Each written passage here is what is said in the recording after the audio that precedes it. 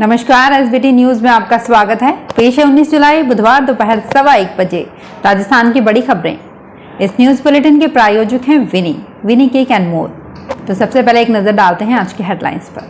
RAS के 905 पदों के लिए आए 1.5 लाख आवेदन। शहरी ग्रामीण ओलंपिक खेलों में रजिस्ट्रेशन की तारीख फिर बढ़ी। घग्गर से सटे 49 गाँवों में सभी सरकारी व निजी स्कूलों में 22 तक छुट्टी। ट्रेन रवाना होने के बाद 10 मिनट भी देरी से पहुंचे तो हो जाएंगे बेटिकट। और देश में बारिश का कोटा पूरा, राजस्थान में बरसा सामान्य से 2 गुना पानी। और अब खबरें विस्तार से। राजस्थान लोक सेवा आयोग की आरएएस एवं अधीनस्थ सेवाएं संयुक्त प्रतियोगी परीक्षा सीधी भर्ती 2023 के ऑनलाइन फॉर्म भरने जारी हैं। 1 जुलाई से शुरू हुई आवेदन प्रक्रिया के तहत करीब 1.5 लाख से ज्यादा अभ्यर्थी फॉर्म भर चुके हैं। कार्मिक विभाग ने आयोग को आरएएस एवं अधीनस्थ सेवा भर्ती परीक्षा 2023 की अभ्यर्थना भेजी है। इसमें 67 आरएएस, 60 आरपीएस सहित कुल 434 पदों पर भर्ती होगी। इसी प्रकार अधीनस्थ सेवा के लिए 481 पदों पर भर्ती की जाएगी। आवेदन प्रक्रिया 31 जुलाई को रात्रि 12 बजे तक चलेगी। प्रारंभिक परीक्षा अक्टूबर में हो सकती है। राजस्थान सरकार ने राजीव गांधी ग्रामीण एवं शहरी ओलंपिक खेलों के लिए रजिस्ट्रेशन की तारीख एक बार फिर से बढ़ा दी है। इन खेलों में हिस्सा लेने के लिए अब 25 जुलाई तक रजिस्ट्रेशन करवाए जा सकेंगे। ऐसे में अब तक रजिस्ट्रेशन से वंचित रहे खिलाड़ियों को एक और अवसर मिलेगा। चुनावी साल में सरकार भी इस खेल प्रतियोगिता में ज्यादा से ज्यादा लोगों को जोड़ने पर जोर दे रही है। ओलंपिक खेलों में रजिस्ट्रेशन के मामले में झालावाड़ पूरे राजस्थान में पिछड़ा हुआ था। रजिस्ट्रेशन की तारीख बढ़ने से खिलाड़ियों की संख्या कुछ बढ़ने का उम्मीद है। सिरसा में जिलाधीश एवं जिला आपदा प्रबंधन प्राधिकरण के चेयरमैन पार्थ गुप्ता ने घग्गर नदी के तटबंधों के नजदीक के 49 गांवों में सभी सरकारी और निजी स्कूल, जिसमें प्ले स्कूल भी शामिल है, को 22 जुलाई तक बंद रखने के आदेश पारित किए हैं। जिलाधीश ने आदेशों में स्पष्ट किया है कि घग्गर नदी में पानी के बहाव की स्थिति यथावत बनी हुई है, जिसके कारण इन संवेदनशील गांवों में बाढ़ की संभावना की स्थिति बनी हुई है। ऐसी परिस्थिति में सावधानी बरतना आवश्यक है। व्यापक जनहित और विद्यार्थियों की सुरक्षा के लिए अवकाश बढ़ाया गया है। प्रिय दर्शकों, क्या एसबीटी न्यूज आप रेगुलर देखना चाहते हैं और आपने अभी तक इसे सब्सक्राइब नहीं किया है तो इसे कर लें। साथ में बेल आइकन को भी प्रेस जरूर करें। और हाँ, आपसे एक बात और कहनी है। आपको एसबीटी न्यूज़ के वीडियोस कैसे लगते हैं? अच्छा लगे तो इसे लाइक करें और कमेंट बॉक्स में अपने सुझाव ज़रूर दें। और आप किस एरिया से हैं और कहां से देख रहे हैं ये ज़रूर बताएं। इससे हमें आपका मार्गदर्शन मिलेगा और हम और भी बेहतर वीडियोस आप तक पहुंचाने की कोशिश करते रहेंगे। धन्यवाद।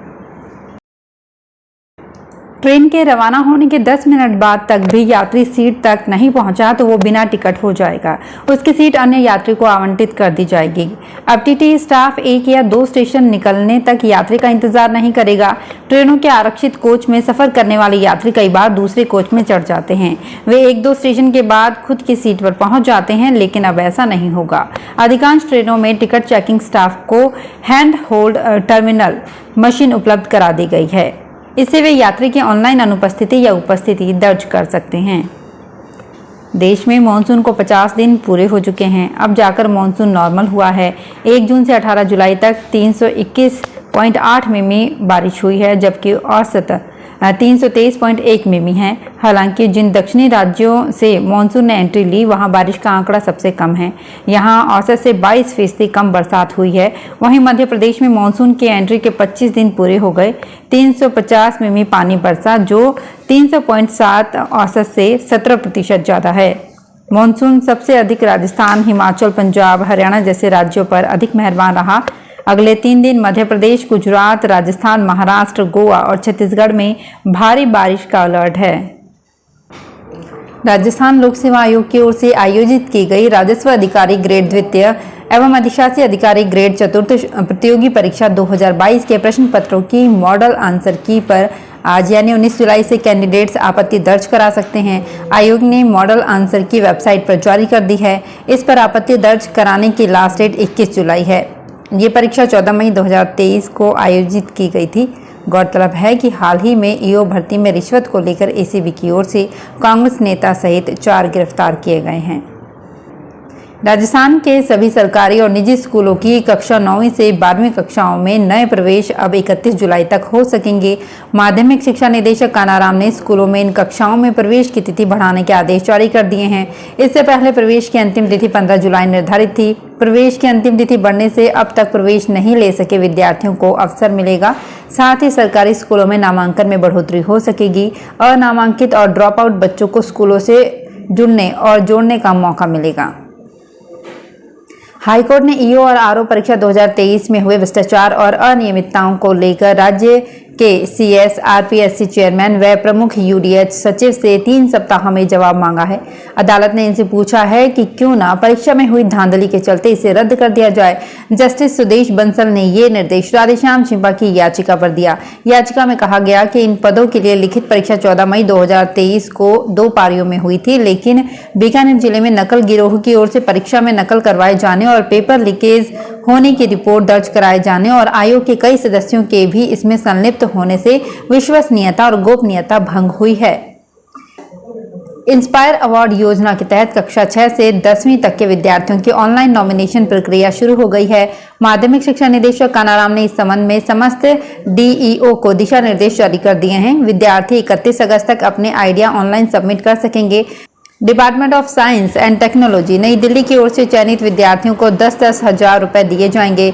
सीकर के डीईओ ने बताया कि ये योजना विद्यार्थियों को प्रेरित करने और उनके टैलेंट को प्रदर्शित करने के लिए बनाई गई है। राजस्थान के मुख्यमंत्री अशोक गहलोत के निर्देश पर शिक्षा कायाकल्प जारी है। प्रदेश के 194 राजकीय विद्यालयों को अब महात्मा गांधी राजकीय अंग्रेजी माध्यम विद्यालय में रूपांतरित किया जाएगा। इनमें प्राथमिक स्तर के 46, उच्च प्राथमिक स्तर के 90 तथा उच्च माध्यमिक स्तर के 58 विद्यालय शामिल हैं। मुख्यमंत्री अशोक गहलोत की ओर से प्रस्तावों को दी गई मंजूरी में झुंझुनू जिले में 17 विद्यालय शामिल किए गए हैं। शिक्षा विभाग के अधिकारियों की माने तो झुंझुनू जिले में पहले से 97 महात्मा गांधी अंग्रेजी माध्यम विद्यालय संचालित हैं। अब 17 को बदलकर महात्मा गांधी स्कूल किए जाने के बाद अब जिले में 114 अंग्रेजी माध्यम विद्यालय हो जाएंगे। जयपुर ग्रेटर नगर निगम में बेरोजगारों के लिए आवंटित होने वाली डेयरी बूथ की संख्या में इजाफा हुआ है। अब 11 और डेयरी बढ़ाई गई है। इसके साथ ही यह आंकड़ा 574 तक पहुंच गया है। आवंटन में करीब 90 व्यक्तियों को उनकी पहली प्राथमिकता वाली जगह पर बूथ दिए गए हैं। इसमें दिव्यांग, विधवा महिला शामिल हैं। बता दें कि 563 लोगों के लिए डेयरी बूथ आवंटन के लिए निविदाएं निकाली गई थी। सामान्य वर्ग में समान अंक आने पर 8 अधिक लोगों का चयन किया गया है। इससे ये संख्या 571 हो गई है। इसके अलावा तारकेश्वर महादेव मंदिर के पुजारी को कलेक्टर की अनुशंसा पर डेयरी बूथ अलॉट किया गया है। इस तरह सूची में 572 लोग चयनित हो गए हैं।